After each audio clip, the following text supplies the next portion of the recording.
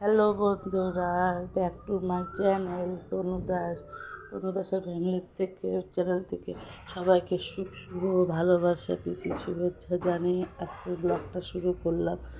তোমাদেরকে অনেক অনেক প্রীতি শুভেচ্ছা ভালোবাসা রইল সবার জন্য। তা সবাই একটু লাইক কমেন্ট শেয়ার করে দেবে প্লিজ।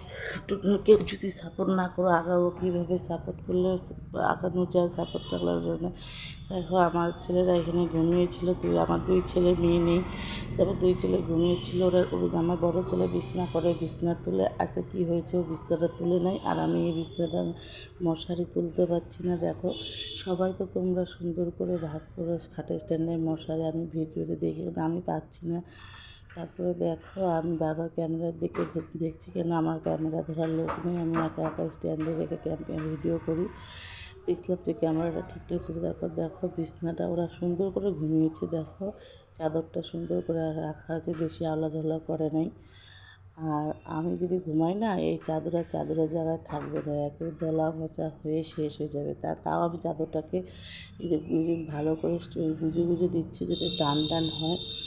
তারপরে দেখো কোলবালিশ, দুই ছেলে দুইটা কোলবালিশ, তারপরে একটা চাদর গায়ে দেয়, ভোরবেলার দিকে ঠান্ডা লাগে, হালকা একটু চাদরটা গায়ে দিয়ে নেয়। খালি একটা বিছনা তুলে নেয়, আমি দুইটা বিছনা তুলবো, সেটাও তুলে শেয়ার করবো। এটা হচ্ছে দুই ছেলেদের বিছনা, ওদের বিছনাটা তুলে ফেললাম। তারপরে দেখো ঝাড়ু দিয়ে একটু ঝেড়ে নিচ্ছি, তাহলে ঝাড়ু দিয়ে একটু ঝেড়ে নিলে টান টান হয়ে যাবে, আর ধুলোবালি সব চলে যাবে, বিছনাটা অনেক ক্লিন লাগবে, ভালো লাগবে। আমার অভ্যাস, আমি রাত্রেবেলাও বিছনাটা ওরা যখন বিছনা করে আমি ঝাড়ু দিয়ে ওদের বিছনাটা ঝেড়ে দিই।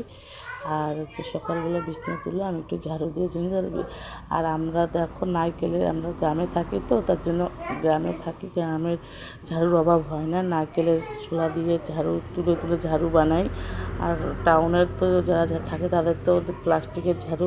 আর আমাদের কিন্তু গ্রামে একদিকে ভালো লাগে, সব কিছু পাওয়া যায়, কিন্তু একদিকে সুবিধা, আরেকদিকে অন্যদিকে অসুবিধা। দেখো আমার বিছনাটা হয়ে গেছে, আমি একটু আনন্দ করে নিচ্ছি। তারপরে চলে এলাম আমার বিছনাটা এখন তোমাদের সামনে শেয়ার করব। দেখবি আমার বিছনার চাদরের জায়গায় চাদর নেই, এই দেখাচ্ছি তোমাদেরকে, দেখো চাদরের জায়গায় চাদর নেই, কী অবস্থা।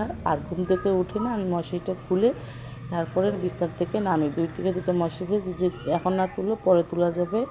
তারপরে দেখো দেখো এটা আমার বিছনার অবস্থা নেই, কী অবস্থা আমার বিছনাটা। তোমরা পুরো ভিডিওটা দেখবে, কেউ স্কিপ করবে না, কিন্তু আশা করি পুরোটা ভিডিও দেখবে, বেশি বড় করিনি। তারপরে দেখো আমার বিছনাতে কোনো জাত নেই। তারপর দেখো কীভাবে তুলছি বিছনাটাকে তোমাদের সামনে। তারপর আবার করছি যে ভিডিওটা বড়ো হয়ে যাবে, লং ভিডিও করতে গিয়ে অনেক ভিডিও বড়ো হয়ে যাবে। আজকাল তো কারো ধৈর্য নেই যে এত বড় ভিডিওটা দেখবে। আজকাল সবাই সব তাড়াহুড়া করে অল্প ভিডিও দেখে। আর আমার দেখার বিছনা তোলার ভিডিওটাই কারো ভালো লাগবে একটু দেখবে না, অবশ্যই যাদের ভালো লাগবে তারা অবশ্যই আমাকে লাইক কমেন্ট শেয়ার করবে।